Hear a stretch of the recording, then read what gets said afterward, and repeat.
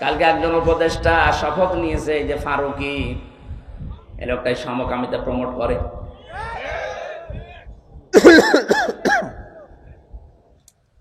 দেশের ছাত্র জনতা এবং আলেমরা চাচ্ছে এই লোক যেন এই দায়িত্বে না থাকে। এটা আমাদেরও সবার দাবি, এই লোককে এখান থেকে তাড়াতাড়ি নামিয়ে দেন। ও যতদিন থাকবে আল্লাহর গজব নাজিল হবে। নিজের স্ত্রীকে যারা দেহ ব্যবসায় লাগাতে পারে, নিজের দেহ দেখিয়ে যারা উপায় করে, এই মানুষগুলো জেনা করে করে টাকা পয়সা কামাই করেছে সারা জীবন। এটা জেনা না? হয়তো লজ্জা স্থানের জেনা না হতে পারে, চোখের জেনা হয় না তাদের, হাতের জেনা, মুখেরটা, হৃদয়েরটা, বাকি আছে কোনটা? বাকি যেটা আছে ওইটা ওদের বাকি নেই। আমি নিচে নামলাম না।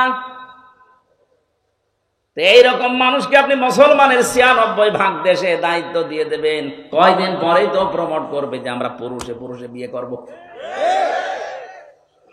যেহেতু আল্লাহ ফাকতিয়া দিয়েছেন, ফাকতিয়া দাবিরুল কওমিল্লাযিনা যালামু, জালেমদের শিকড় কাটা হয়ে গেছে।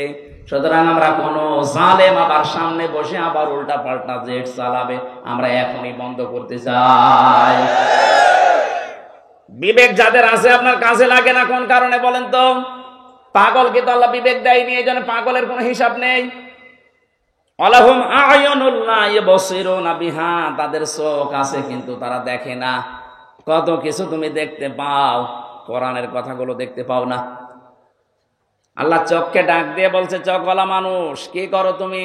আফালা ইয়ানজুরুনা ইলাল ইবিলি কাইফা খুলিকাত ওয়া ইলাস সামাই কাইফা রুফিআত ওয়া ইলাল জিবালি কাইফা নুসিবাত ওয়া ইলাল আরদি কাইফা সুতিহাত। বলেন আল্লাহু আকবার।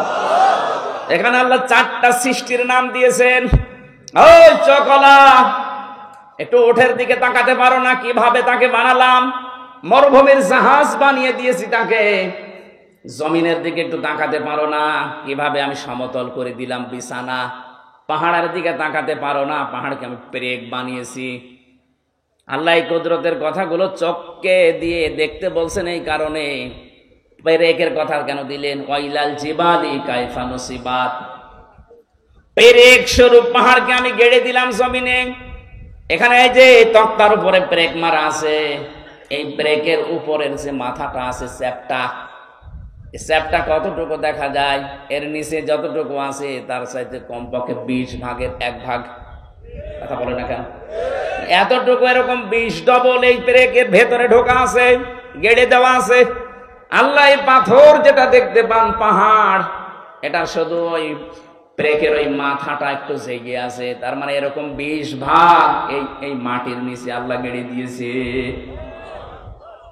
এই বিশাল কুদরতের কথা, ক্ষমতার কথা আল্লাহ আমাদের শোনালেন। এই জন্যে কি নিয়ে মাস্তানি করো?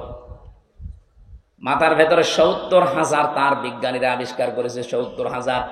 এই যে সামনের দিকে আছে ফ্রন্টাল লব, অক্সিপিটাল লব, প্যারাইটাল লব। আমি বিজ্ঞানের সাথে যখন মিলিয়েছি, এই 6টা জিনিসের ভেতরে এক একটায় 18টা করে জিনিস পেয়েছি। কম্পিউটার এখানে সেট করলাম, আপনাকে দেখাতে পারতাম। প্রত্যেকটার সাথে তার নার্ভ সেট করা আছে। এখান থেকে পুরা শরীরের সাথে আল্লাহ কানেকশন দিয়ে রেখেছে। যখনই কোনো কিছু হয় ওই অঙ্গ প্রত্যঙ্গ আগে ওই ব্রেনের কাছে দিয়ে দেয়।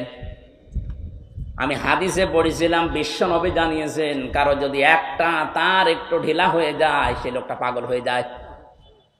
৭০,০০০ তার একটা একটু ঢিলা হয়ে গেলে সে পাগল হয়ে যায়। আপনাকে তো আল্লাহ পাগলামি করতে দেয়নি, অন্তত বিবেকটা দিয়েছে। একটা তারও আপনার কাটা না, তারপরও কি হয়েছে? কেন চিন্তা ভাবনা আসে না আপনার?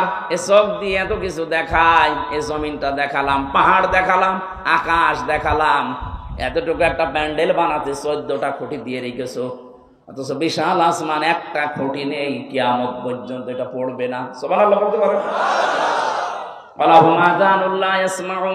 তাদের কান আছে কিন্তু এই মানুষগুলো শোনে না। এই যে আমি যেখান থেকে কথাটা নিয়ে এসেছিলাম, আল্লাহ আমাদেরকে আকার আকৃতি বানানোর পরে যে তিনটি ইন্দ্রিয় শক্তি তিনটাই মাথার ভেতরে আছে, কথা বলেন ঠিক কিনা? বাকি যেগুলো আছে সেগুলো আলাদা। এই তিনটি যাদের আছে, আপনি এবার নিজের বিবেককে প্রশ্ন করেন তো, আপনার বাক শক্তি যেটা আকেল শক্তি, আপনি কি যে চোখে দেখতে পান, দর্শন শক্তি, শ্রবণ শক্তি, এগুলো কি সঠিকভাবে কাজে লাগাতে পারছেন? চোখ দিয়ে যেটা দেখা দরকার আপনি ওইটা দেখেন না, যেটা দেখা দরকার নেই না জায়েজ আপনি ওইটা দেখেন। পাশে গোরস্থান, যেহেতু বহু মানুষ এখানে বসে আছে, এই যে মোবাইল, এমন এমন দৃশ্য এর ভেতরে সেভ করে রেখেছেন যেটা নিজে দেখলে আনন্দ পান আর অন্য দেখলে আপনার লজ্জা লাগে। এরকম দৃশ্য নেই? যাদের মোবাইলে আছে এই মুহূর্তে ডিলিট করা লাগবে। কারা কারা এই মুহূর্তে ডিলিট করে দেবেন? নিজে দেখলে আনন্দ পান, অন্য দেখলে লজ্জা পান, এরকম দৃশ্য হাত তোলেন তো। ওই এলাকায় মনে হয় এসব 2 নাম্বারই নেই। আলহামদুলিল্লাহ, ঢাকার মানুষ তো খুব চালাক। যদি থাকে এখানে আমাদেরকে ধোঁকা দিয়ে বোকা বানানো যাবে। যিনি আপনাকে বানিয়েছে, এখানে বহু মানুষ এরকম নেই, নিজের মোবাইলে, কম্পিউটারে, টিভির পর্দায় নিজে দেখলে আনন্দ লাগে, অন্য দেখলে লজ্জা পায়, এরকম দৃশ্য নেই? এটা কবিরা গুনাহ। নিজে দেখলে ভালো লাগে, আনন্দ লাগে, মজা লাগে, অন্য কেউ দেখলে আপনি কষ্ট পান, লজ্জা পান, শরম পান, এটা হারাম।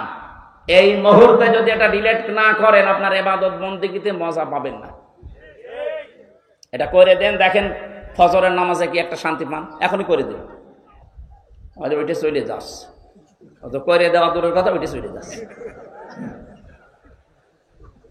না। এই এলাকায় ওয়াজ মনে হয় হবে না, আপনার কষ্ট হচ্ছে। আর আমল যদি শুরু না করি তো এই ওয়াজ প্রতি বছরে বছরে দিয়ে লাভ আছে? এখনই এই আমলটা করা যায় না? আমার এর ভেতরে আছে শুধু লেকচার। আন্তর্জাতিক স্কলার যারা আছে, আন্তর্জাতিক স্কলার আমার বিশ্ববিদ্যালয় স্যারদের লেকচার আছে শুধু, এগুলো আমি সেভ করে রাখি কিছু পাওয়ার জন্য। আপনার মোবাইলে আছে পরিমণির নাচ, বলেন সুবহানাল্লাহ। এরকম নাচ দেশে নেই? থাকলে আপনি ডিলিট করে দিন ভাই। এই যে বাচ্চারা মুরগির বাচ্চা বলে, মুরগি যখন এইভাবে পাখাটা দেয়, পাখাটা দেওয়ার পরে ডাউন করার পরে ফল করে ফেলে দেয়, একটার সাথে আরেকটা পর লেগে যায়, লেগে যায় না? এত সফট হয়, এত কোমল হয়, মোলায়েম হয়, ওর নিচে যখন বাচ্চারা আশ্রয় নেয় তখন একটা কিচির মিচির কিচির মিচির আওয়াজ দেয়। এটাকে বাংলায় বলে অনির্বচন সুখ। আপনি আজকে যদি এখনই আল্লাহর ভয়ে এই কাজটা করতে পারেন, ঘৃণা করে যে যা আমি আর জীবনে কাজ করবো না, আমার বিবেকে বাধা দেয়, আপনি দেখেন ফজরের নামাজ পড়লে আপনার তখন আলাদা একটা অনির্বচন সুখ পাবে। এটা পাওয়ার জন্যই তো এসেছেন নাকি? সুতরাং এটা আজকেই করে দেবেন, আমি আশা করতে পারি আপনার কাছে। না আশা করতে পারি না? আল্লাহ যেন তৌফিক দেন, বলেন আমিন। আল্লাহ রাব্বুল আলামিন বলেন, আমি এই সুন্দর করে আকৃতি এটা বানিয়ে শেষ করে দেইনি, ফেরেশতাদেরকে এবার ডাক দিলাম। রুহটা তার ভেতরে যাবার পরে সে একটা হাসি দিয়েছিল। বিজ্ঞান জানিয়েছে একবার যখন মানুষ হাসি দেয়, ওর শরীর থেকে এত পরিমাণ জার্ব বের হয়ে যায়, যদি কেউ টাকা পয়সা খরচ করে হাসি দেওয়া লাগতো তো 12,000 টাকা খরচ হতো একবার হাসি দিতে। হাসি দিলে এমন এমন জার্ব শরীরের ভেতর থেকে আল্লাহ বের করে দেয় যে সারাদিন প্রবেশ করে। যত রকমের ফাঁকা আছে শরীরে বিভিন্ন জায়গা দিয়ে এগুলো আসতেছে, হাসির মাধ্যমে আল্লাহ ওইগুলো সব দূর করে দেয়, ওই জার্ব গুলো। জোরে বলেন সুবহানাল্লাহ। এটা আমাদের আদি পিতা হযরতে আদমকে আল্লাহ যখন রূহ দেয় তখন তিনি এরকম হাসি দিয়েছিলেন। এই যে বানাতে গিয়ে ফেরেশতারা যে খড়কটা, বালি, মাটি, আগুন, পানি বিভিন্ন জিনিসের ভেতরে ছিল, একবারে হাসি দেওয়ার সঙ্গে সঙ্গে নাক দিয়ে মুখ দিয়ে আল্লাহ সব বের করে দিয়েছেন। হযরতে আদম আলাইহিস সালাম ওই সময় একটা শব্দ বলেছিলেন, আলহামদুলিল্লাহ। আল্লাহ এত বেশি খুশি হয়েছেন শব্দটা শোনার পর, কিয়ামত পর্যন্ত আদমের সন্তান যারা আসবে তারা যদি হাসি দেয়, আলহামদুলিল্লাহ বলা তাদের জন্য ওয়াজিব হয়ে যায়। এমনকি তার পাশে যে থাকবে তার জন্য পড়া লাগবে ইয়ারহামুকাল্লাহ। কথা বলছেন কেন? কি এত গুরুত্বপূর্ণ কাজ যে আলহামদুলিল্লাহ পড়া ওয়াজিব, পাশে থাকলে তার জন্য ইয়ারহামুকাল্লাহ বলা লাগবে কেন? তার পাশে যে থাকবে সে বলবে ইয়াহদিকাল্লাহ। এর পাশে যে থাকবে, 5 জনের নাম পেয়েছি আমি হাদিসে, চিন্তা করলাম একটা শব্দ আলহামদুলিল্লাহ বলা হাসি দি এত কেন, ইয়ারহামুকাল্লাহ ইয়াহদিকাল্লাহ কেন বারবার এত কেন?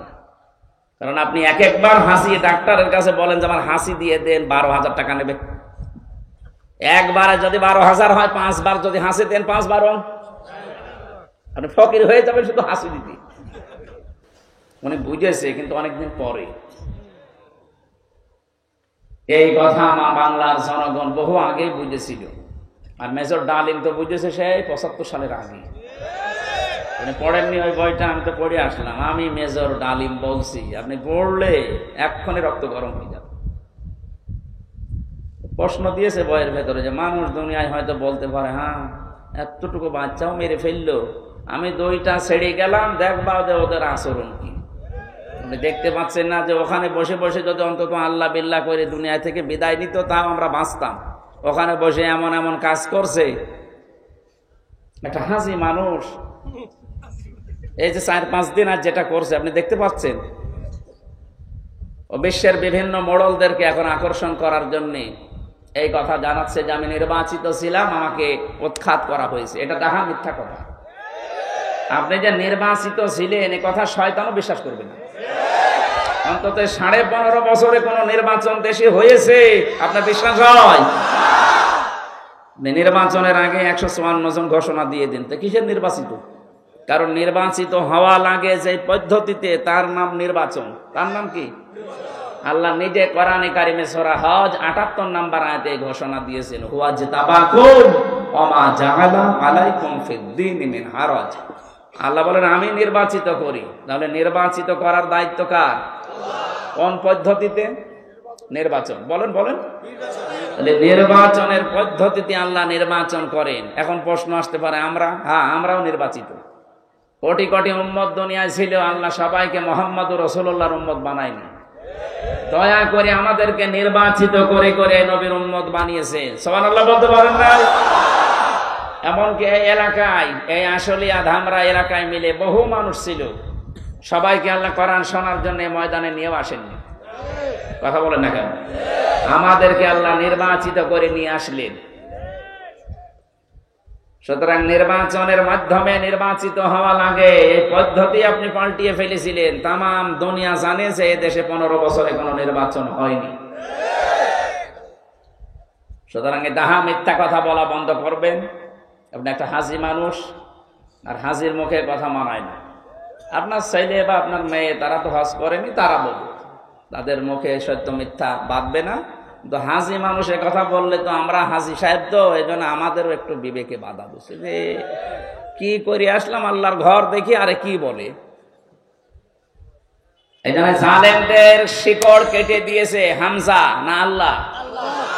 আল্লাহ যখন নিজেই কেটে দিয়েছে, সুতরাং এখন যারা বিভিন্ন কায়দা স্ট্যাটাস দিয়ে একটু উৎসাহ পাওয়ার চেষ্টায় আছেন, দেখি নাড়াচাড়া দিয়ে কিছু হয় কিনা। হবে না, কারণ এদের শিকড় আল্লাহ কেটে দিয়েছে।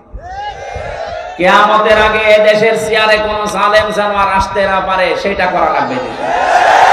যারা আসবে এই মানুষগুলো হবে ন্যায় পরায়ণ এবং ইনসাফ ভিত্তিক মানুষ। কোন জালেমকে আমরা দেখতে চাই না সামনে, ইনশাআল্লাহ। কোরআনে কারীম শোনার জন্য দল মত নির্বিশেষে এই গোরস্থানের ময়দানে যারা ছুটে এসেছেন, বলেন আলহামদুলিল্লাহ। দরুদ আর সালাম পড়ছি আমাদের নবী মুহাম্মদুর রাসূলুল্লাহ সাল্লাল্লাহু আলাইহি ওয়াসাল্লামের প্রতি। আজকে আমরা কোরআনে কারীম থেকে 2টা আয়াত পড়েছি। সূরা আলে ইমরান 83 নম্বর আয়াত, সূরা তাহা 55 নম্বর আয়াত। একটা পড়েছি আমরা যেটা মাটি দেওয়ার সময় দোয়া মনে করে পড়ি। এর ভেতরে 3টা বিষয় আল্লাহ জানিয়েছেন। যদি সত্যিই মাটি দেওয়ার সময় এই বিশ্বাস নিয়ে আপনি এই কথাগুলো বলেন, আমার মনে হয় এই আয়াত আপনাকে হেদায়েতের রাস্তা দেখিয়ে দেবে। কথা বলেন। মানুষ যখন বলে মিনহা খালাকনাকুম, এই যে মিন মানে হতে, হা মানে ওহা, ওহা মানে কি ওই মাটি। এই মাটি দিয়ে আল্লাহ তোমাকে বানিয়েছেন। প্রশ্ন আসতে পারে আমরা কি শুধু মাটির তৈরি? কই, আমাদের বাবার স্ফলিঙ্গ দিয়ে দ্রুত গতিতে যে পানিটা বের হয়ে যায়, এর ভেতরে মাটি নেই না। আপনার বাবা যে খাবার খায়, ওই খাবারগুলো উৎপন্ন হয় মাটিতে। কি তাম দুনিয়ার যত রকমের খাবার আছে সব কিছুর উৎস কিন্তু মাটি। এ মাটির ভেতরে আবার 10টা জিনিস পাওয়া যায় মৌলিক ভাবে। পাশের জেলা গাজীপুর মৃত্তিকা গবেষণাগার আছে, সেখানে আপনি মাটি নিয়ে যান, দেখবেন 10টা জিনিস বের করে দেবে। মাটির ভেতরে আছে oxygen, iron, silicon, aluminium, potassium, magnesium. 10টা জিনিস আল্লাহ একত্রিত করে মাটি বানিয়েছেন। এ মাটি আল্লাহ পাক দুনিয়ার ময়দানে ফেরেশতা জিবরাইলকে, আজরাইলকে, মিকাইলকে, ইসরাফিলকে পাঠিয়েছিলেন, জানিয়ে আসো। এরা প্রত্যেকটি ফেরেশতা আসার পরে মাটির কন্দন দিকে ফিরে গেছে। হযরতে আজরাইল শেষ পর্যন্ত এমন থাবা দিয়েছে যে না, আল্লাহর হুকুম আমাকে মানাই লাগবে। তাফসিরে ফি জিলালিল কোরআন মুফাসসির লিখেছেন হযরতে আজরাইলের ওই এক খামসা মাটিতে ছিল 40 মণ। মানে আল্লাহর কাছে নিয়ে বললেন, কি করবো এটা? আদম বানাও। 70,000 ফেরেশতা লাগিয়েছিলেন আমাদের এই দেহ বানাতে, তার মানে আমাদের বাবার দেহ হযরতে আদমের 120 হাত লম্বা খালি দেহ বানিয়ে রেখেছেন। আল্লাহ রাব্বুল আলামিন বলেন, আমি ফেরেশতাদের দিয়ে পুরা দেহটা বানিয়েছি। সব দেহ বানিয়ে শেষ করে দেয়নি। ওয়ালাকাদ খালাকনাকুম সুম্মা সাওয়ারনাকুম সুম্মা কুলনা লিল মালাইকাতি ইসজুদু লিআদামা ফাসাজাদু ইল্লা ইবলিস। ইলা আখিরি আয়াত। সূরা আরাফের 10 নম্বর আয়াতে আছে আল্লাহ পাক বলেন, অবশ্যই আমি মানুষদের বানিয়েছি এবং তার আকৃতি দিয়েছি। এই যে আমি বানিয়েছি মানুষকে, এটা বলার পরে সাব্বারনাকুম এটা কেন দিলেন? শুধু মানুষের কথা বললেই তো হয়ে যেত, আলাদাভাবে আকৃতির কথা কেন বললেন? মুফাসসির বলেন, যদিও দেহটা আল্লাহ ফেরেশতাদেরকে দিয়ে বানিয়েছেন, কিন্তু আকারটা বানিয়েছেন আল্লাহ মুখেরটা নিজের হাতে। এই আকৃতিটা পৃথিবীর কাউকে, ফেরেশতাদের কাউকে আল্লাহ দেয়নি, শুধু নিজের হাতে সুন্দর করে তিনি সাজিয়েছেন। আর এত সুন্দর করে চেহারাটা বানিয়েছে, পৃথিবীর সব সৃষ্টির তুলনায় মানুষের চেহারা সুন্দর। লাকাদ খালাকনাল ইনসানা ফি আহসানি তাকওয়িম। অবশ্যই আমি মানুষকে সব চাইতে সুন্দর আকৃতি দিয়েছি, এত সুন্দর করে মানুষকে বানিয়েছি। এই যে আকারের দিকে তাকান, বিজ্ঞান প্রমাণ করছে আয়াতটা নিয়ে, সাব্বারনাকুম, তোমাদের আকার আল্লাহ বানিয়েছেন। এই আকারের ভেতরে 5টা জিনিস আছে। এই 5টার ভেতরে 3টি ইন্দ্রিয় শক্তি কাজে লাগানোর জন্য আল্লাহ আমাদেরকে দিয়েছেন, বিশেষ করে কর্ণ, চক্ষু এবং এই বাক শক্তি, যেটা কথা বলি। মানুষের বিবেক থাকলে মানুষ উল্টাপাল্টা কথা বলতে পারে না। সূরা আরাফে পাবেন এই তথ্যটা। 179 নম্বর আয়াতের প্রথম অংশে আছে, ওয়ালাকাদ যারানা লি জাহান্নামা কাসীরাম মিনাল জিন্নি ওয়াল ইনস। অবশ্যই আমি অধিকাংশ মানুষ আর জিন জাহান্নামে দেব, এই জন্যই বানিয়েছি। এই একটু খেয়াল করবেন, শব্দটা শুরু করার আগে আল্লাহ গ্যারান্টি দিচ্ছেন, এটা সুপারলেটিভ ডিগ্রি বলে। ওয়ালাকাদ খালাকনা, ওয়ালাকাদ যারানা, অবশ্যই আমি আল্লাহ বানিয়েছি, লি জাহান্নামা, জাহান্নামের জন্য, কাসীরাম মিনাল জিন্নি ওয়াল ইনস, অধিকাংশ মানুষ আর জিন জাহান্নামে দেব, এই জন্য বানিয়েছি। প্রশ্ন আসতে পারে, আল্লাহ যখন কাসীরা দিলেন যে অধিকাংশ জিন আর মানুষ জাহান্নামে দেবে, তাহলে আমাদের আর কোনো দোষ নেই নাকি? এর পরবর্তীতে আল্লাহ 3টি ইন্দ্রিয় শক্তির কথা দিয়েছেন, যেটা আমাদের এই চেহারার ভেতরে আছে। এই যে বাক শক্তি, যেটা দিয়ে বিবেকের তাড়নায় কথা বলা হয়। বিজ্ঞান আমাদের এই কথা বলা শব্দটা নিয়ে সূরা রহমানের 4 নম্বর আয়াতে আছে, খালাকাল ইনসানা আল্লামাহুল বায়ান। আমি মানুষ বানিয়েছি আর তাকে কথা বলা শিখিয়েছি। এটা নিয়ে বিজ্ঞানে গবেষণা চালিয়েছে যে মানুষ কথা বলে কি করে, দেখি তো। এই যে কয়েক ইঞ্চি জায়গা গলার ভেতরে, এখানে 27টা স্তর আছে। এতটুকু জায়গায় 27টা স্তর পার করার পরে ধাক্কা লাগার পরে একটা কথা তৈরি হয়। আপনি তো মনে করছেন এ আর কি, আপনি টের পাচ্ছেন এই কথা বলার শক্তি পৃথিবীর কেউ আপনাকে দেয়নি। যারা এই 15.5 বছর কথা বন্ধ করে রেখেছিল তারাও দেয়নি। ডাইরেক্ট ইনডাইরেক্ট ভাবে দেশে আমরা শুধু 14 দলের লোক বাদ দিয়ে বাকি সবাই ছিলাম কথা বন্ধ অবস্থায়। কথা যা বলতাম ওটা কথা না। আমাদের বাক শক্তির উপরে একটা অনিয়ন্ত্রিত একটা গোপন ভাবে আইন জারি করা ছিল, আমরা কথা বলতে পারতাম না। আমি এর ব্যাখ্যা পড়েছি তাফসিরে আর হাদিসে। নবীজি জানিয়েছেন কথা কিভাবে বলো জানো? প্রত্যেকটি স্তরে একটা করে ফেরেশতা বসে আছে। এর কাছে এর কাছে ওর কাছে এভাবে 27টা জায়গা ভাগ ভাগ করে আসে। শেষ নাম্বার ফেরেশতা কথাটা যেভাবে তৈরি হওয়া দরকার ওইভাবে তৈরি করে ছেড়ে দেয়। একজন ফেরেশতা যদি দায়িত্ব অবহেলা করে আপনি কিয়ামত পর্যন্ত কথা বলতে পারবেন না, শুধু গা গু করবেন। কত বড় নিয়ামত পেয়েছেন আপনি, টের পেলেন? আল্লাহ পাক বলেন এই যে যোগ্যতা দিলাম তোমাকে, এই যোগ্যতাটা যারা আগে দুনিয়ায় কাজে লাগায় না, বিবেক যাদের দিয়েছি, হৃদয় দিয়েছি, যে মানুষগুলো অনুধাবন করতে পারে কিন্তু এই মানুষগুলো অনুধাবন করার শক্তি থাকার পরেও করে না।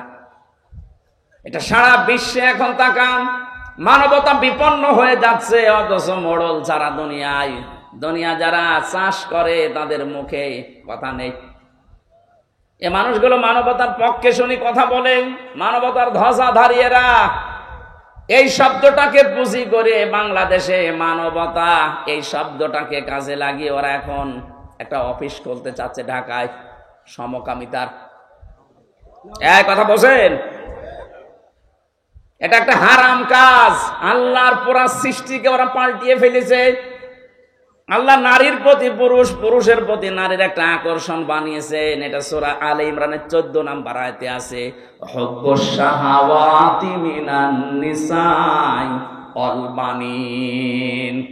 আল্লাহ বলেন পৃথিবীতে যত আকর্ষণীয় বস্তু আছে, লোভনীয়তার ভেতরে 1 নাম্বার মানুষের জন্য আমি তৈরি করে দিয়েছি মেয়েদেরকে। অথচ সেই সিস্টেম পাল্টিয়ে তারা আজ মেয়ে বাদ দিয়ে পুরুষে বিয়ে করবে। এরা আল্লাহর সৃষ্টিকে পাল্টাতে চায়। আর তো মানবতার অফিস খুলবে এই কথা দিয়ে ওরা এখন সমকামিতার অফিস ঢাকায় খুলতে চাচ্ছে। ঢাকাবাসী একটা মানুষ যদি ইমানদারে ঢাকায় থাকে অফিস খুলতে দেওয়া হবে না, যত শক্তিশালী হোক। এই কাজ করে লূত নবীর স্ত্রী, এই কাজ করে লূত নবীর জাতি ডেড সিতে পরিণত হয়েছে, মৃত সাগর। এখনো পর্যন্ত সাগরে কিছু বাঁচে না। আপনি জর্ডানে যেয়ে দেখেন ওই সাগর এখনো আছে। বাংলাদেশকে অনেকে জর্ডান বানানোর জন্য গোপন ষড়যন্ত্র করছে। এখন বলেন এসব আপনার বলার দরকার নেই, আপনি মাটির নিচের ওয়াজ করেন। আরে ভাই, আমার অবস্থা সামনে 2 তলা নৌকা। কয় তলা? 2 তলা। আমরা উপর তলায় আছি, নিচ তলায় আছে ওনারা। বারবার উপরে পানি নিতে আসছে। এখন যদি বলে ঝামেলা করেন কেন, নিচে তো পানি আছে, একটু ফুটো করে নিলেই তো হয়। ওরা যদি বলে ঠিক আছে আপনাদের ডিস্টার্ব হয় আর জীবনে আসবো না, পানি তো হাতের কাছে আছে, একটা তক্তা শুধু খুলে নেব, এই কথা বলে যদি ওরা খুলতে চায়, ওপরে আমরা যারা আল্লাহর ওলি বসে আছি যদি বলি লা ইলাহা ইল্লা আনতা সুবহানাকা ইন্নী কুনতু মিনাজ জালিমিন, পানি ওটা বন্ধ হবে? আরো জোরে বলেন। আপনি জাহান্নামে যাবেন, পানিতে ডুবে মরবেন, আমার অসুবিধা ছিল না। আপনার এই দুনিয়ায় তো এখন আমি আছি। আপনাকে বাধা না দিলে যে গজব আসবে, ওই গজবে আমারও গ্রেফতার হওয়া লাগবে। এই কারণেই তো বলা লাগছে। আশা করছি আপনার ইঙ্গিত বুঝেছেন। এই দেশে আল্লাহর নিষিদ্ধ কোনো কাজ সে সমকামিতা বলেন আর যেইটাই বলেন। কালকে একজন উপদেষ্টা শপথ নিয়েছে যে ফারুকি, এই লোকটাই সমকামিতা প্রমোট করে।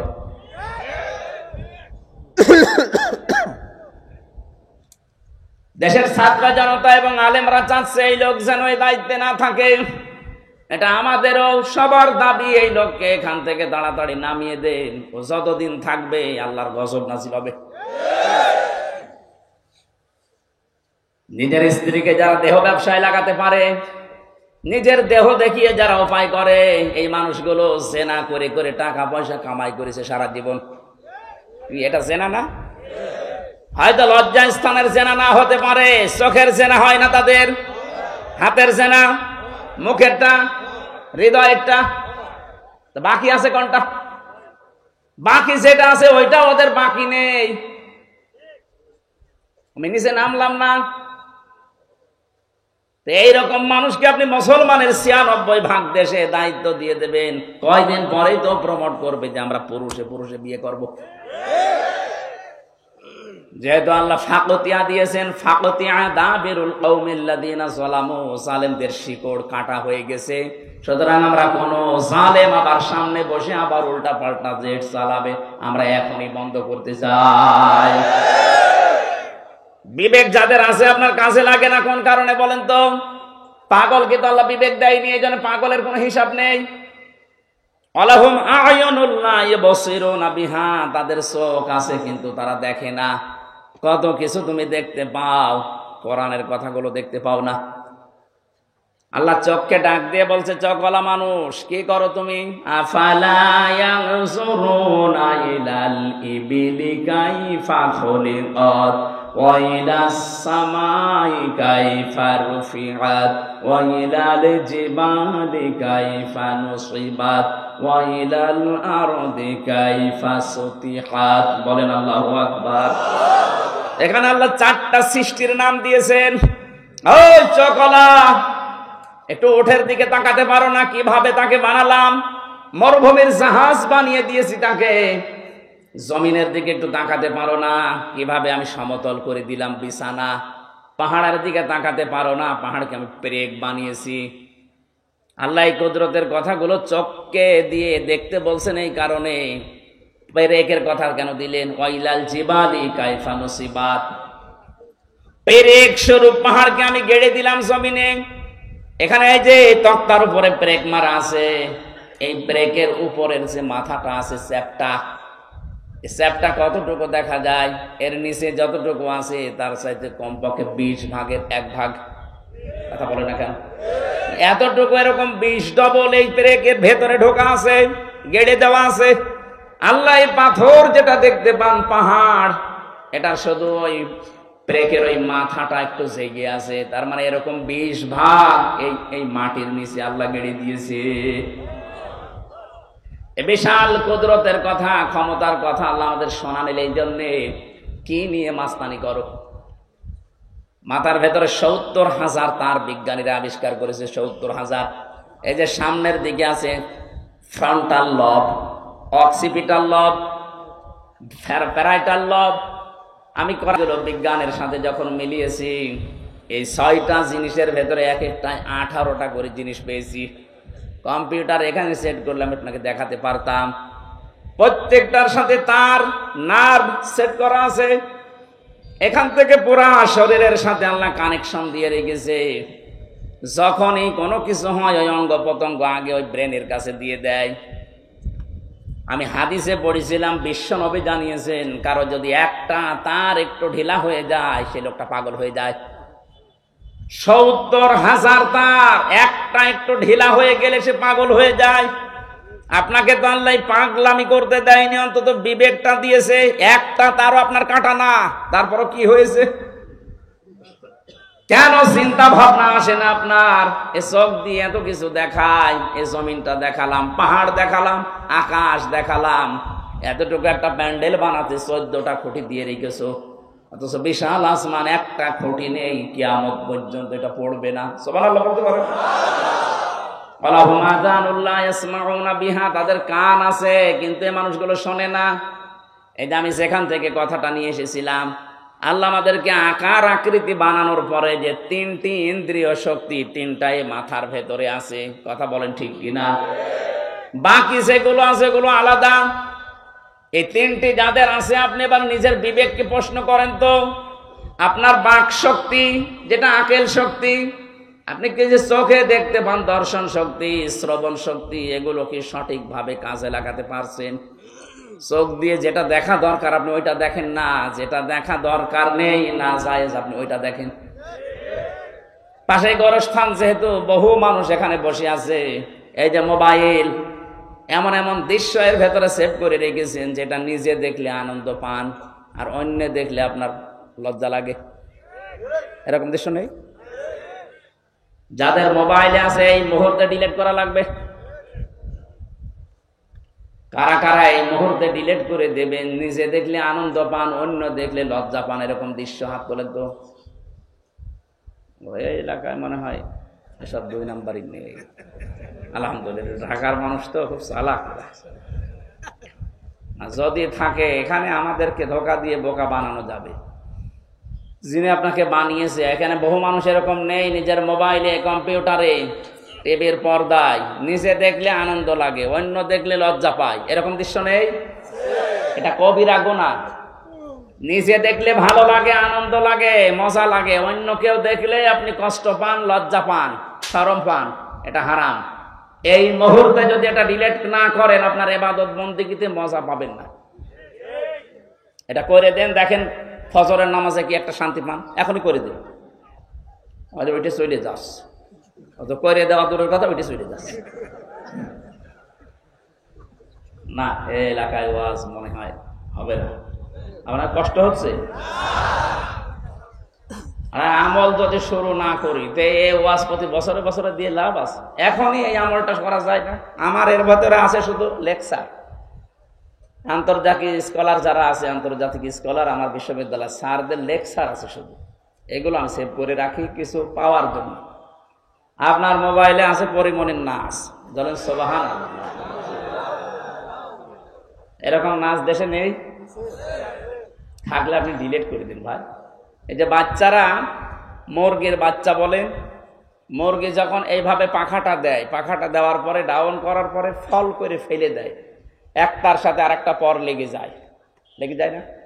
এত সফট হয়, এত কোমল হয়, মোলায়েম হয়। ওর নিচে যখন বাচ্চারা আশ্রয় নেয় তখন একটা কিচির মিচির কিচির মিচির আওয়াজ দেয়। এটাকে বাংলায় বলে অনির্বচন সুখ। আপনি আজকে যদি এখনই আল্লাহর ভয়ে এই কাজটা করতে পারেন, ঘৃণা করে যে যা আমি আর জীবনে কাজ করবো না, আমার বিবেকে বাধা দেয়, আপনি দেখেন ফজরের নামাজ পড়লে আপনার তখন আলাদা একটা অনির্বচন সুখ পাবেন। এটা পাওয়ার জন্যই তো এসেছেন নাকি? সুতরাং এটা আজকেই করে দেবেন, আমি আশা করতে পারি আপনার কাছে। না আশা করতে পারি না? আল্লাহ যেন তৌফিক দেন, বলেন আমিন। আল্লাহ রাব্বুল আলামিন বলেন, আমি এই সুন্দর করে আকৃতি এটা বানিয়ে শেষ করে দেয়নি, ফেরেশতাদেরকে এবার ডাক দিলাম। রুহটা তার ভেতরে দেওয়ার পরে সে একটা হাসি দিয়েছিল।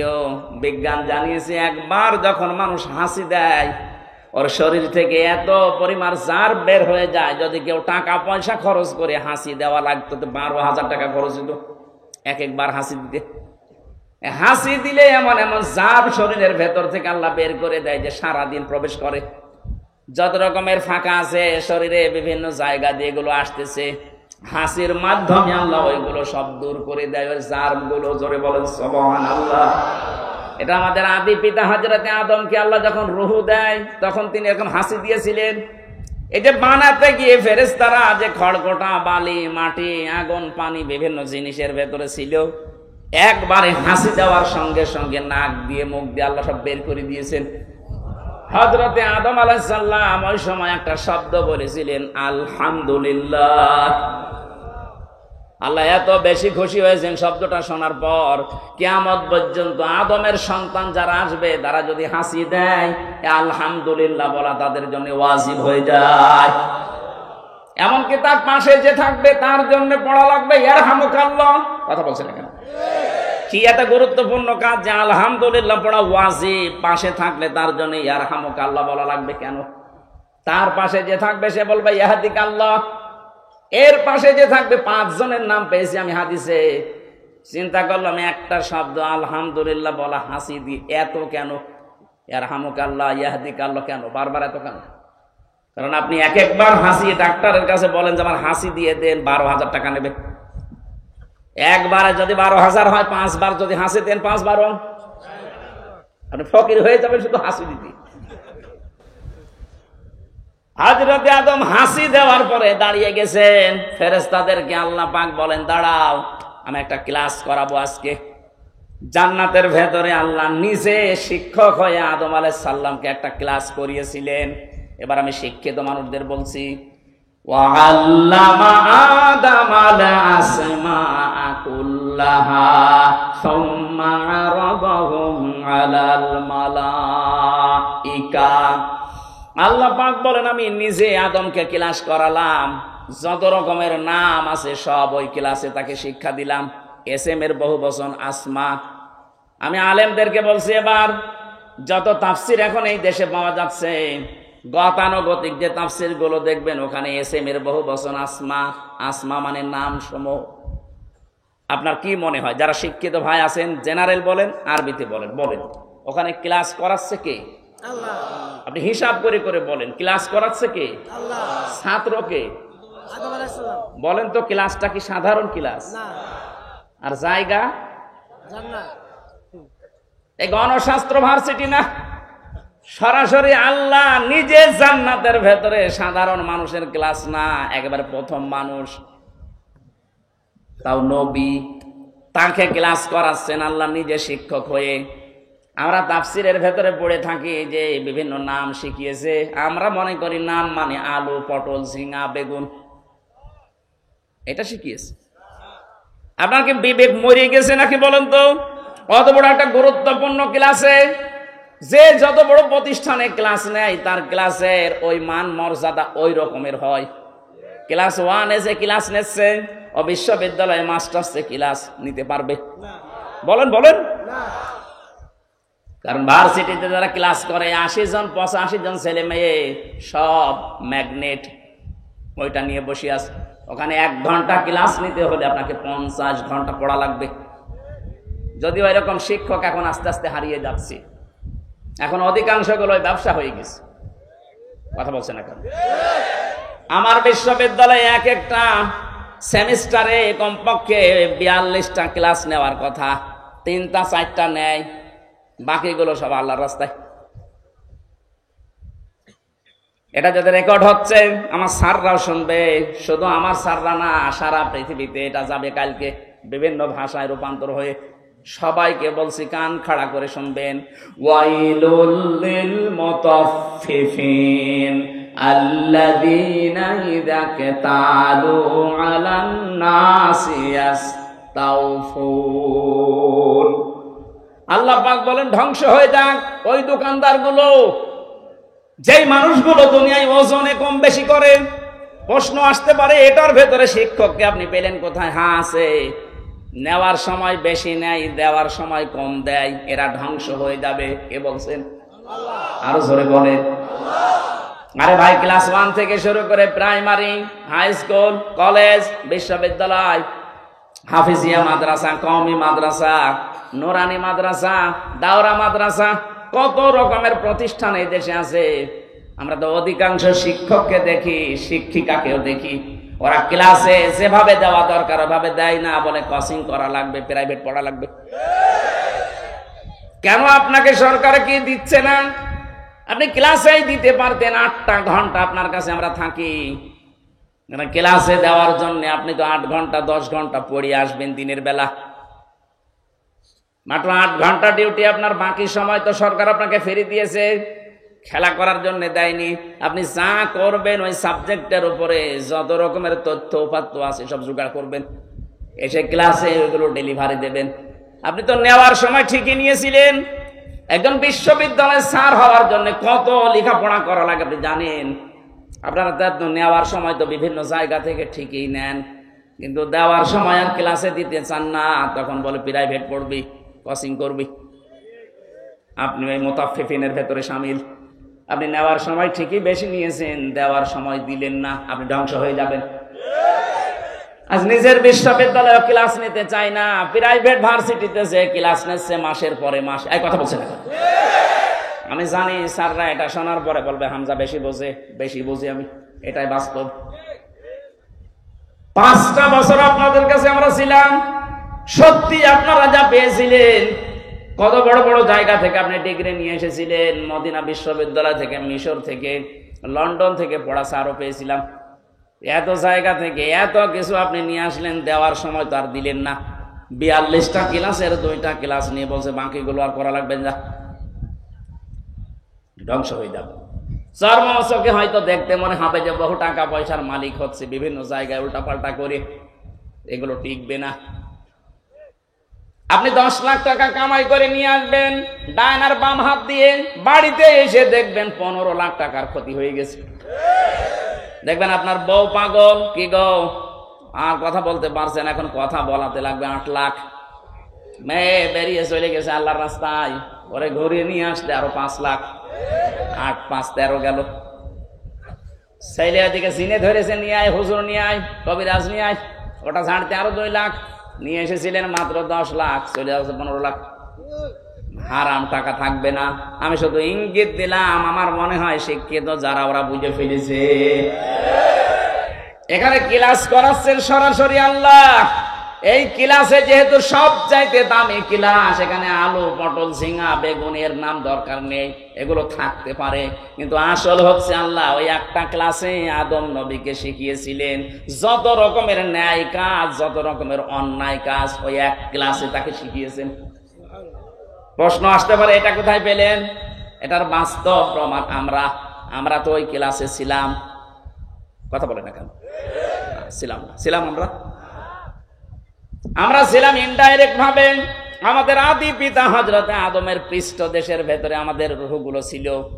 কিয়ামত পর্যন্ত যত মানুষ আসবে সব আদমের পৃষ্ঠদেশে ছিল না? ওয়াইযা খাযা রাব্বুকা মিন বানি আদামা মিন যুহুরিহিম যুররিয়াতাহুম ওয়া আশহাদাহুম আলা আনফুসিহিম আলাস্তু বিরাব্বিকুম ক্বালু বালা শাহিদনা আন তাকুলু ইয়াউমাল কিয়ামাতি ইন্না কুন্না আন হাদা গাফিলিন। চিৎকার করে বলেন আল্লাহু আকবার। যত মানুষ এখানে আছে, যত মানুষ আসবে, যত মানুষ চলে গেছে, সবাই আদমের পৃষ্ঠদেশে ওই দিন ছিল। আমরা ওই ক্লাসে ইনডাইরেক্ট ভাবে ছাত্র, যদিও আমরা ক্লাস করি না আমাদের বাবার মতো ওই ক্লাসে, যেহেতু তার পৃষ্ঠদেশের ভেতরে ছিলাম, এই হিসাবে আমাদের মগজের ভেতরে আল্লাহ শিক্ষাটা অটোমেটিক দিয়েছে, ন্যায় এবং অন্যায় বোঝা কার্যকারিতা। আপনি একটা অশিক্ষিত মূর্খ মানুষকেও যদি লেখাপড়া জীবনে করেনি, তাও কোনটা ন্যায় কোনটা অন্যায় সে জানে, তার শেখালো কে? ওই ক্লাসে। কথা বুঝতেছে? এটা দুনিয়ায় আপনি যেন কাজে লাগান, এই জন্য আল্লাহ পাক আদমের পৃষ্ঠদেশ থেকে বের করে নিয়ে উনি আমাদেরকে প্রশ্ন দিয়েছিলেন, আলাস্তু বিরাব্বিকুম, আমি কি রব না? সবাই আমরা এক বাক্যে বলেছিলাম, ক্বালু বালা, অবশ্যই আপনি আমাদের রব। হয়তো অবশ্যই আপনি আমাদের রব, এই কথা বললাম কোন জ্ঞানের ভিত্তিতে? ওই যে আদম নবীর ওই ক্লাসের ভিত্তিতে। আমার কথা বোঝা যাচ্ছে না? তাহলে সকল ন্যায় এবং অন্যায়ের যে সাবজেক্ট গুলো সব ওই একদিনে তিনি শিক্ষা দিয়ে দিয়েছেন। ওখান থেকে তিনি হযরতে আদম আলাইহিস সালামের বাম পাজরের হাড় দিয়ে আমাদের আদি মাতা হযরতে হাওয়াকে বানালেন। সুন্দরী একটা মেয়ে লোক বানিয়ে রেখে দিয়েছে। হযরত আদম ঘুম থেকে উঠে দেখলেন সুন্দরী, তাকালেন এবং ধরতে গেলেন, কারণ নিষিদ্ধ জিনিসের প্রতি আকর্ষণ সে জন্মের শুরু থেকেই। কথা বলেন না কেন? যেই তাকিয়েছে, ধরতে গেছে, আল্লাহ বলে ধরাও যাবে না, তাকানো যাবে না। আদম নবী বলছে আল্লাহ ধরাও যাবে, তাকানো যাবে, এই বুদ্ধি দেন। বুদ্ধি দিলাম, বিয়ে করা লাগবে। এই জন্য আদমের সন্তান কিয়ামত পর্যন্ত যারা আসবে, আর যদি মূর্খ হয় দেখবেন নামাজের ফরজ কয়টা জানে না, কিন্তু বিয়ে করা ফরজ এটা জানে। আপনার পেটে বম মারে, ওজুর ফরজ কয়টা বলতে পারবে না, বিয়ে করা যে ফরজ এ জানে। বহু যুবক মানুষ এখানে বাবা যারা আছেন, পুত্র যদি এবং ছেলের মেয়ে যদি প্রাপ্ত বয়স্কা হয়ে যায়, আপনি বিয়ে দিতে চান না, বলো নিজের পায়ে আগে দাঁড়াক। নিজের পায়ে দাঁড়াতে গিয়ে যদি একবার কোনো কাম করে ফেলে, কিয়ামতের দিন আপনিও জেনাকারের কাতারে দাঁড়াবেন। এই জন্য বাবারা একটু সাবধান হবে। ওর ঘাড়ে সোয়াল তুলে দেন, এমনি বওয়ার সিস্টেমও জেনে ফেলবে। আমরা মনে করি ওরে নিজের পায়ে দাঁড় করিয়ে তারপর আমি রিমান্ডে যখন ছিলাম একটা হিন্দু পেয়েছিলাম অফিসার, এই বাড়ি রাজবাড়ি, রাত 12টায় আসে, ভোর 6টায় যায়, প্রায় আসতো। আমার বলছে হুজুর আমি এই বাংলাদেশ, ভারত, পাকিস্তান সহ এই সমস্ত এলাকার মুসলমানদের ইসলাম মানা, আর বাইরের দেশগুলোতে আমি গিয়ে মিশনে ছিল, আমি একটা মুসলিম দেশে মিশনে ছিলাম, ওই জায়গায় ওদের যে ইসলাম মানার পদ্ধতি এটা আলাদা। কি করে অফিসার আমারে বলছিল, আমি ওখানে 2 বছর ছিলাম, এক হোটেলে খাবার খেতাম, যে হোটেলে খাবার খাই ওই হোটেলের মালিক একটা মুসলমান, কিন্তু ছেলেকে বানিয়ে রেখেছে বয়, কি হোটেল বয়, এই যে পানি খাবার রুটি এগুলো এনে দেয়, এই কাজ করে। 2 বছরের ভেতরে দেখলাম কি গো, পরিচয় নিয়ে জানলাম যে ওটা আমার ছেলে। বললাম যে আপনি কি? আমি মুসলমান। কেমন মুসলমান আপনি?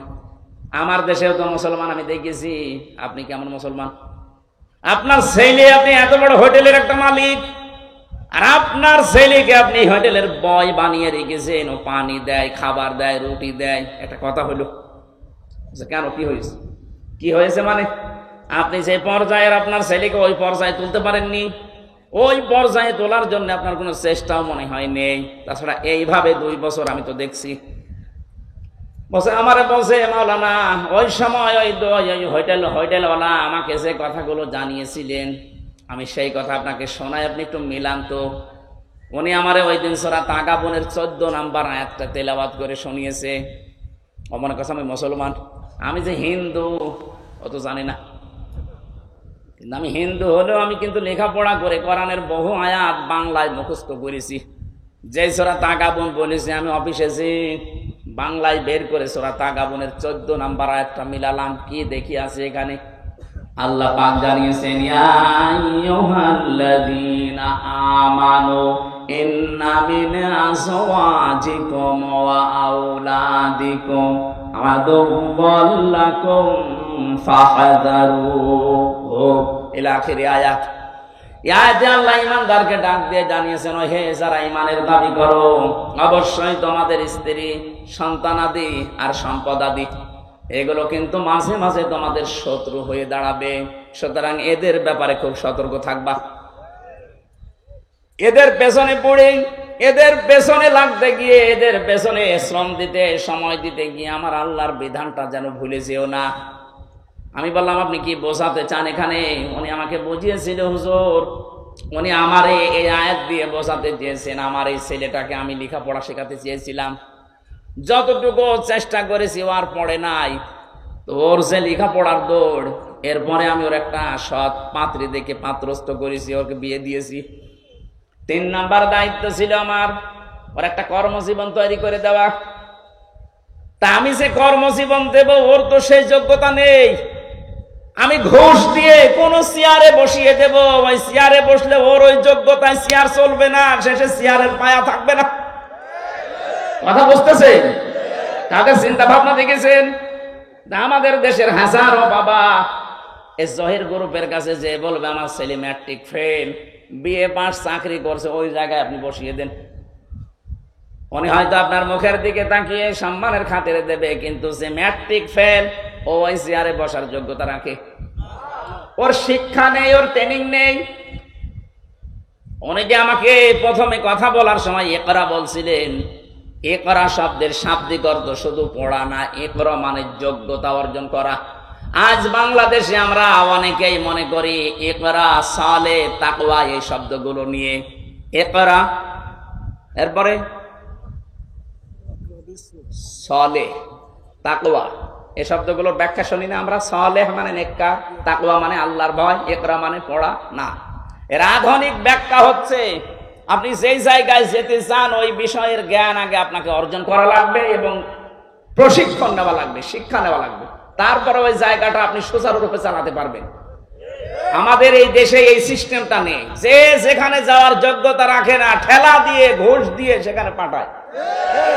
বাংলাদেশে যত প্রতিষ্ঠান আছে অধিকাংশ গুলো যোগ্যতাই নেই, ঠেলা দিয়ে হয় পাঠিয়েছে, নাই ঘুষ দিয়ে। যার ওই পর্যন্ত যাওয়ার লেখাপড়াই নেই, প্রশিক্ষণ নেই, শিক্ষা নেই, তাকে পাঠাবেন ওই জায়গাটার পায়া আরো নষ্ট করবে। চেয়ারে যদি দু একটা পায়া থাকে আরো নষ্ট হয়ে যাবে। গত সিজনে আপনি দেখেছেন কৃষি মন্ত্রণালয়ের দায়িত্ব যাকে দেওয়া হয়েছিল, ওই সিলেটের মৌলভীবাজারে বাড়ি, শ্রীমঙ্গল, উপাধ্যক্ষ আব্দুল শহীদ।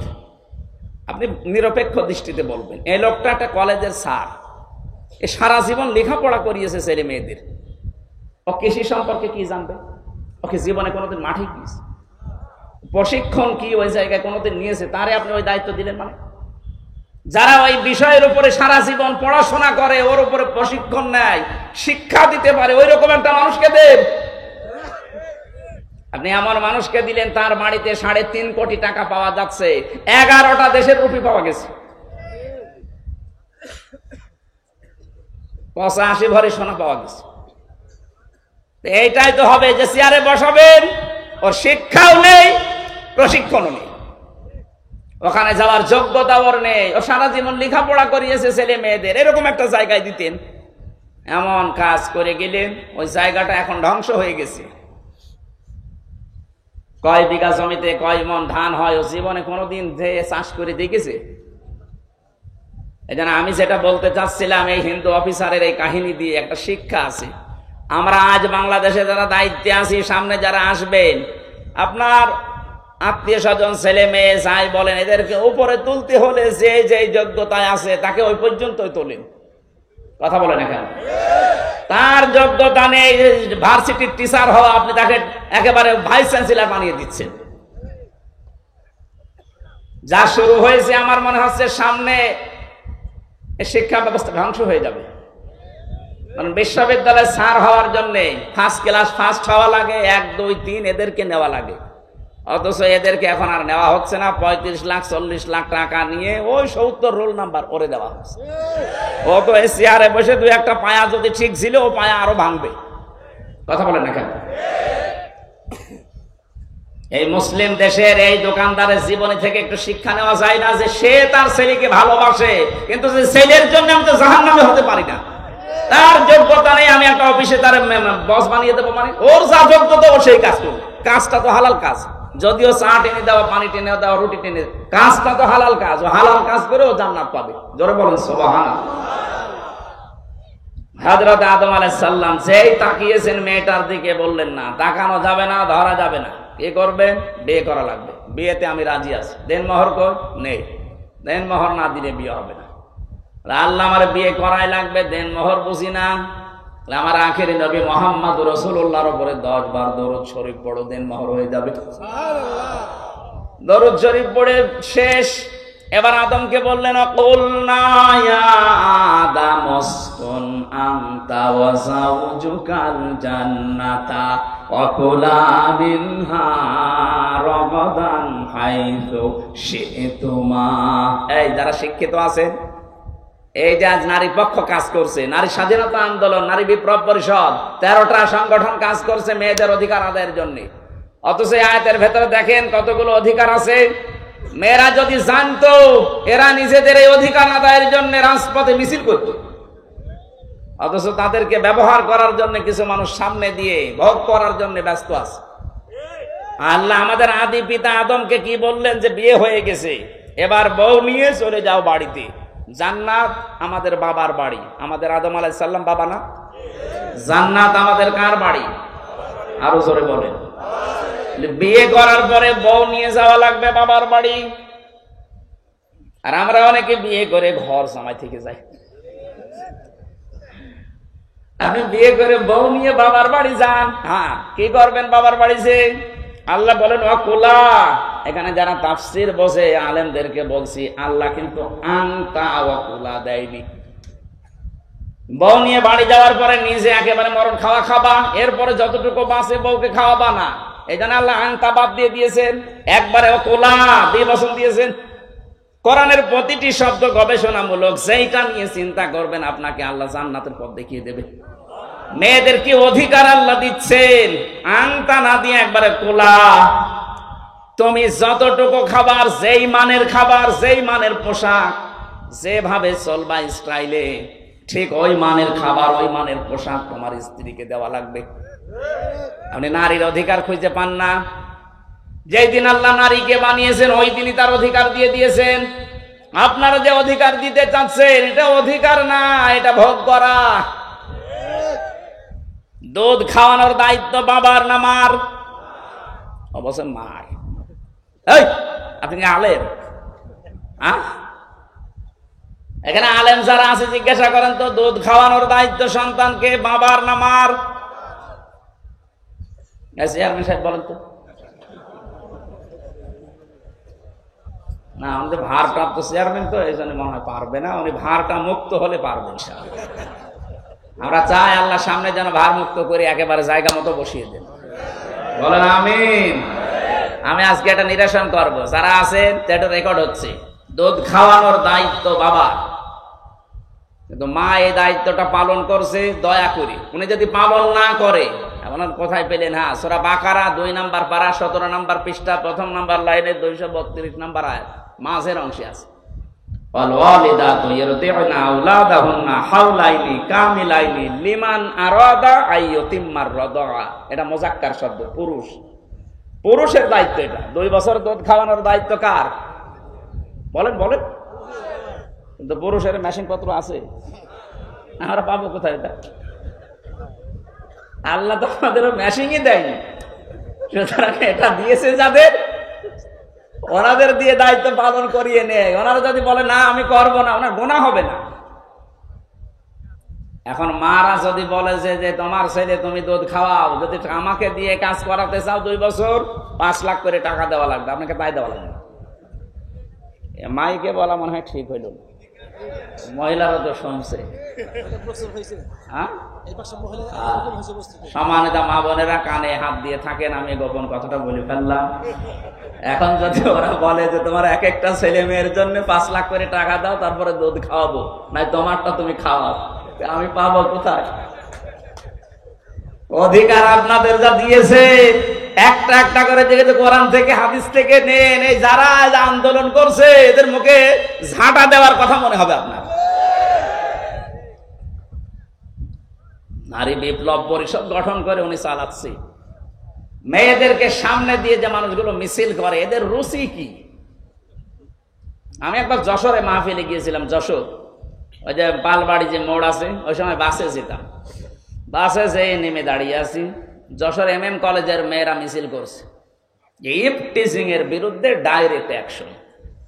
মনে করলাম আল্লাহ, এখন যে অবস্থা, পুলিশে যদি আমার ধরে আবার কোন সালের অপরাধী বলে চালিয়ে দেয়। পুলিশের ভয়ে ঢুকলাম এক চাঁদ দোকানে, ঢুকে দেখছি পুলিশ চা খাচ্ছে। আরে ভাই, আপনার ঝামেলায় আপনার শেখার, আর আপনি আমার সামনে। উনি আমার বসে, হুজুর একটা কথা বলি। বলেন, এই যে মিছিল আসতেছে যশোর MM কলেজের মেয়েরা, এক একটার বয়স হচ্ছে 20 বছর 22 বছর 25 বছর।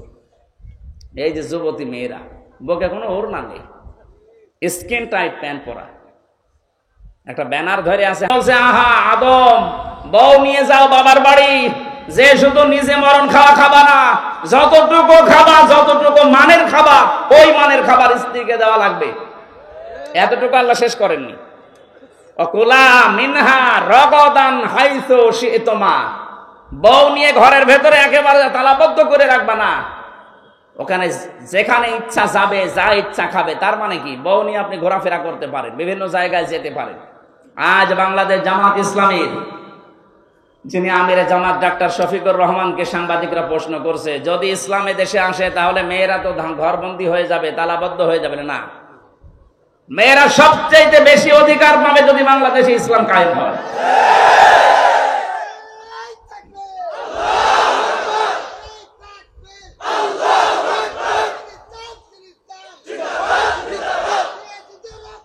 থাকা দেওয়া লাগবে।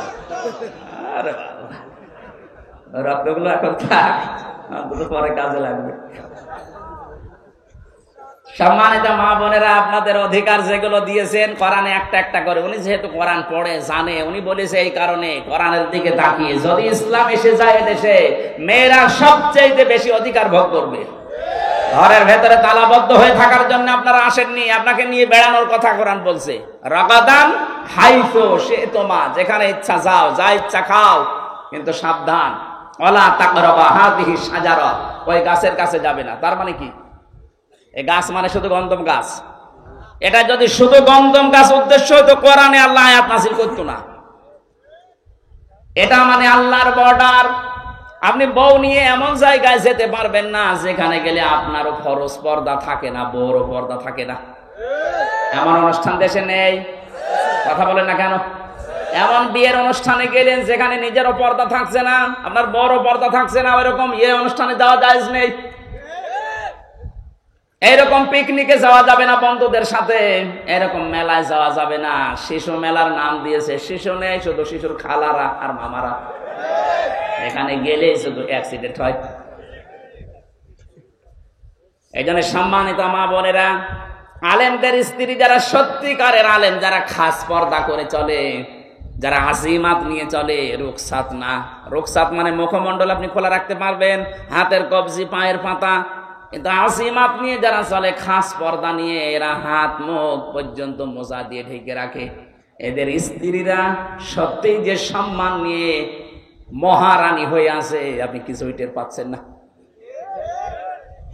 ওরা কোরআনের আয়াতগুলো যখন বাস্তবে মিলায়, এগুলো যদি আমি নিজেই মানতে না পারি, কিয়ামতে আমি নিজে আসামি হয়ে যাব। এজন্য আমাদের উচিত হচ্ছে ইসলামকে তার জায়গা মতো দিয়ে অধিকারগুলো আদায় করে নেওয়া। কথা বলেন ঠিক কিনা? আল্লাহ বলেন নিষিদ্ধ জায়গায় যাওয়া যাবে না, আল্লাহর বিভিন্ন বর্ডার আছে, এগুলো ক্রস করা যাবে না, সীমা লঙ্ঘন করা যাবে না। ওয়ালা তাকরাবা হাযিহি শাজারাতা ফাতাকুনা মিনাজ জালিমিন।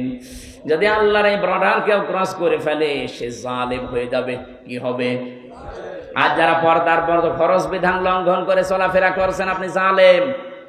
কথা বলেন না কেন? যেগুলো আপনার স্বামীকে দেখানো দরকার, এটা আপনি পাবলিককে দেখাচ্ছেন, আপনি জালেম হয়ে কিয়ামতে উঠবেন। খালি নামাজ পড়ে, রোজা রেখে, আর কারো বোরকা পরে আপনি জান্নাত পেয়ে যাবেন। কে বলেছে আপনাকে? আমি 4টা পয়েন্ট পড়েছি হাদিসের ভাষায়। সম্মানিত মা মেয়েরা এসেছে, সম্মানিত মা বোনেরা, এবার আপনি কান খাড়া করেন। মেশকাত শরীফের হাদিস, বিশ্বনবী বলেন নেককার মহিলা কোনটা জানো? অনেকে বলছে নামাজ পড়ে, রোজা রাখে, কালো বোরকা পরে। নবী বললেন না, ওই মহিলাটাই নেককার। ইযা নাযারা ইলাইহা সাররাতুহু, যার দিকে তার স্বামী বাইরে থেকে এসে যখন তাকাবে, তখন স্বামীকে আনন্দ দেবে। এরকম মহিলা আমার মনে হয় এখন ঘরে ঘরে নেই। নেই বলে তো আমরা পরকীয়া প্রেম করি। ঠিক, তার মানে ও চালাচ্ছে কাজ। আলহামদুলিল্লাহ, ভালো। সম্মানিত মা বোনেরা, দেখেন এতগুলো মানুষ বসে আছে, আমরা আর আপনার স্বামী বলে ফেললো ঠিক, তার মানে আপনি ওই রকম কিছু করেন না। দ্বিতীয় নম্বরে, ওয়াইদা গাবা আনহা হাফিজাতুহু, স্বামী যখন বাইরে যাবে, যতক্ষণ স্বামী বাইরে থাকবে, ততক্ষণ আপনার ইজ্জত, আবরু, সতীত্ব আপনি হেফাজত করে রাখবেন। আধুনিক জামানায় এসে স্বামী বাইরে যেতে দেরি, ও মোবাইলে পরকীয়া প্রেমে লিপ্ত হতে দেরি নেই। এমনকি বাইরের লোক নিয়ে এসে স্বামীর ওই কাজ ওকে দিয়ে করাচ্ছে। জোরে বলেন নাউজুবিল্লাহ। 3 নম্বরে বিশ্বনবী বলেন অতুইনু আলা দীনি যাওজাতুহা, ওই মহিলাটাই নেককার যে তার স্বামীকে দ্বীনের পথে চলার জন্য উদ্বুদ্ধ করে, আরো এগিয়ে দেয়, সাহায্য করে। এরকম মহিলা আজ বাংলাদেশে দিন দিন হারিয়ে যাচ্ছে। স্বামীকে দ্বীনের পথে চলার জন্য সাহায্য করা তো দূরের কথা, আরো বাধা দেয়। কথা বলে না কেন? 4 নম্বরে বিশ্বনবী বলেন, স্বামী যদি কোনো কাজের আদেশ করে, কাজটা যদি জায়েজ হয়, মেয়ে লোক যারা এসেছেন, স্বামী যদি কোনো কাজের আদেশ করে, কাজটা যদি জায়েজ হয়, জীবন থাকাকালীন আপনাকে মানা লাগবে। কথা বলে না কেন? আমি স্বামী, এখানে যত স্বামী বসে আছে, প্রত্যেকটা স্বামী আমরা চাই, আমরা পছন্দ করি বিয়ের পরে যেন আমাদের মা বাবা আমাদের সাথে থাকে। কিন্তু 100টার 98টা মহিলা আজ এটা চায় না। কথা বলছেন না কেন? গত কয়েকদিন আগে আমি গিয়েছিলাম নীলফামারী কিশোরগঞ্জ থানা, বৃদ্ধাশ্রমে আমারে নিয়ে গেল। যে দেখি এই লাইনে মা আর বাবারা বসে আছে। ওদের চোখের দিকে তাকালে আমার মনে হচ্ছে ওর সন্তানের জন্য বরদোয়া দিচ্ছে। এই মা বাবাগুলোকে বৃদ্ধাশ্রমে রেখে গিয়েছে। এই সন্তানগুলো, শুধু এই সন্তানের দোষ না, এই বৃদ্ধাশ্রমে এই মা আর বাবাগুলোকে রেখে যাওয়ার পেছনে যারা ভূমিকা পালন করে তারা এই লোকটার বউ, আর এই বউকে যারা কান পড়া দেয় ওই বউর মা আর বড় বোন। আমার মনে হয় ওরা এখনই বরদোয়া আরম্ভ করেছে, হুজুর মরুক। আমি আপনাদের বাঁচাতে চাই। আপনি শুধু নামাজ পড়ে রোজা রেখে কালো বোরকা পরে জান্নাত যেতে পারবেন না। সত্যি আল্লাহর কসম, যে হাদিসটা বললাম এটা আপনাকে মানা লাগবে। স্বামী যখনই তাকাবে এমন একটা অবস্থা করবেন স্বামী যেন আনন্দ পায়। নবীজি বলেন, তোমার আচরণ দেখে যদি স্বামী হাসে, তুমিও যদি হাসতে থাকো, যেই কয়টা দাঁত বের হয়ে যাবে ওই কয়টা নফল হজের সওয়াব পাওয়া যাবে। সুবহানাল্লাহ। তো জোরে বললে দেখবেন বাড়ি যে দাঁত কেলিয়ে পড়ি আছে। কি গো হুজুরে তো বলে দিল, যতগুলো দাঁত দেখতো অতগুলো সওয়াব। আমার বন্ধই হচ্ছে না মুখ।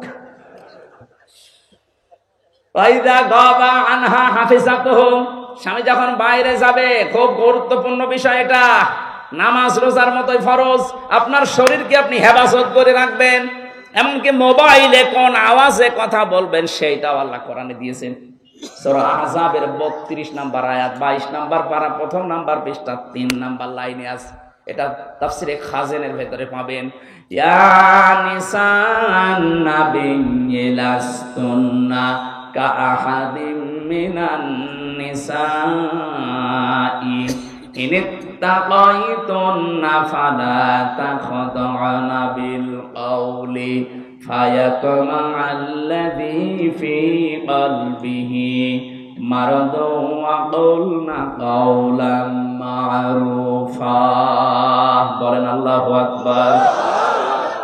আল্লাহ বলেন, হে নবীর স্ত্রীরা, কারোর সাথে যদি কথা বলতে চাও পর্দার আড়াল থেকে কথা বলবা, সঠিক কথা, মিথ্যা কথা বলা যাবে না। সম্মানিতা মা বোনেরা, মোবাইলে বলেন, ফ্যাক্সে বলেন, ফোনে বলেন, যেখানেই কথা বলেন মিথ্যা কথা বলবেন না। কিন্তু ভাষা হবে রুক্ষ সূক্ষ্ম, এমন কড়া কড়া ভাষা দিয়ে কথা বলবেন ঝাঁঝালো গলায়। ওর মনের ভেতরে যদি গুড়ও থাকে বলবে আল্লাহ দরকার নেই, এ মহিলা না আজরাইল। আর যদি আপনি শাবনূরের কণ্ঠ দিয়ে বলেন আসসালামু আলাইকুম বিয়ান সাহেব, বিয়া সাহেব বলে না, ওর মনের ভেতরে যদি দুর্বিসন্ধি থাকে, খারাপ অন্তরের মানুষ হয়, ওকে শয়তান ধোঁকা দেবে আর চিন্তা করবে কাজ হচ্ছে। আর কিছুদিন লাইন লাগায়, শেষ পর্যন্ত দেখবেন 2 সন্তানের মা ওর হাত ধরে পালিয়েছে।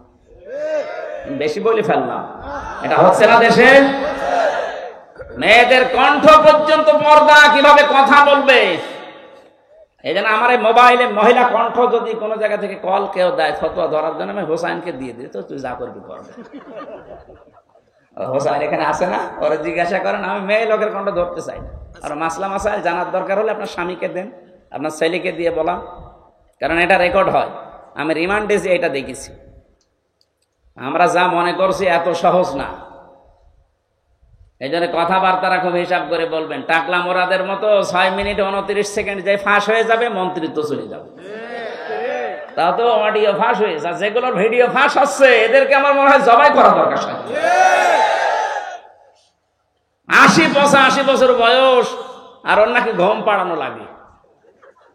আমি নিচে নামলাম, এ মানুষের ভেতরে পড়ে, আর এরা বলে দেশ চালাচ্ছে।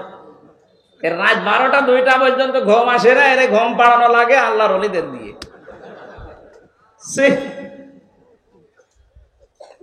এদের আবার সাক্ষী পাচ্ছে না। আমি গ্রেপ্তার হওয়ার পরে আমার ম্যাডামকে কল দিয়েছে মাওলানা আমিরুল ইসলাম বেলালি, সাক্ষীরা। ওই কলের রেকর্ড দেখে আমার পরের দিন রিমান্ডে শোনাচ্ছে। কি গো, কি আশ্চর্য। এই জন্য কথা কারোর সাথে বললে, বিশেষ করে এই যে মোবাইল নাম্বারে, এই মোবাইল নাম্বারে কথা বলা আর গোয়েন্দাদের সামনে কথা বলা সমান। হোয়াটসঅ্যাপটা এখনো আছে, কিন্তু এখন আর নিরাপদ নেই, এটা এখন ওদের আন্ডারে চলে গেছে। তো হিসাব নিকাশ করে চলবেন ভাই। মেয়েরা যারা এসেছেন, কারোর সাথে যদি কথা বলতে চান পর্দার আড়াল থেকে, মোবাইলে, ফোনে, ফ্যাক্সে কথা বলবেন, কিন্তু সত্য কথা, মিথ্যা কথা বলা যাবে না। কিন্তু ভাষা হবে রুক্ষ সূক্ষ্ম। ভাষা হবে কি?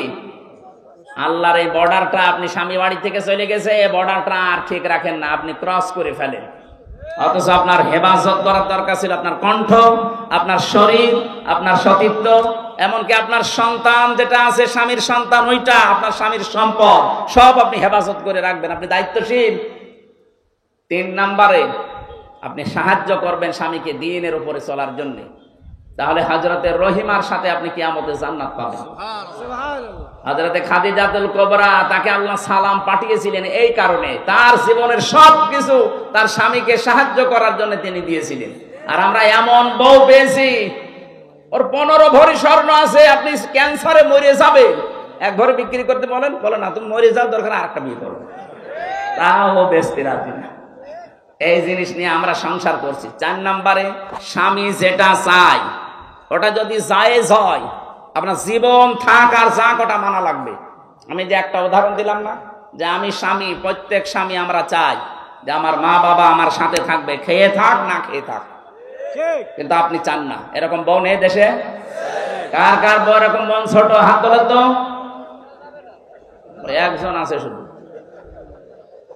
সম্মানিত মা বোনেরা, আমার মনে হয় হচ্ছে না আপনাদের আমল। শুধু নামাজ দিয়ে, রোজা দিয়ে, কালো বোরকা দিয়ে আপনি জান্নাত পাবেন না। আমার ভাইরা, হযরত আদম আলাইহিস সালামের স্ত্রীকে নিয়ে যে কথাগুলো বলছিলাম কোরআনে কারীমের সূরা বাকারার তাফসীর থেকে, এজন্য নিষিদ্ধ কোনো কাজে মেয়েদেরকে নিয়ে ইনভলভ হওয়া যাবে না। যেগুলো আপনাকে দেখানো দরকার এইগুলো ওরা জনগণকে, পাবলিককে দেখাচ্ছে। নিজে দায়ুস হচ্ছে, নিজের ভাই স্বামী, নিজের বড় ভাই স্বামী এবং বাবা আর বড় ছেলে, এদেরকেও দায়ুস বানাচ্ছে। একটা মহিলা যদি বেপরদা হওয়ার কারণে জাহান্নামী হয়ে যায়, নবীজি বলেন কমপক্ষে 4 জন মানুষকেও জাহান্নামে নিয়ে যাবে। বলেন নাউযুবিল্লাহ। তার বড় তার বাবাকে নেবে, তার স্বামীকে নেবে, তার বড় ভাইকে নেবে, তার বড় ছেলেকে নেবে। চিন্তা করে দেখেন তো, আমরা যারা ইবাদত বন্দেগী কিছু না কিছু করে বগল বাজাচ্ছি যে জান্নাত আমি পাবো না, পাবে কে? আপনার মেয়ে বেপরদায় চলছে, আপনার বেটার বউ বেপরদায় চলছে, আপনার মা বেপরদায় চলছে।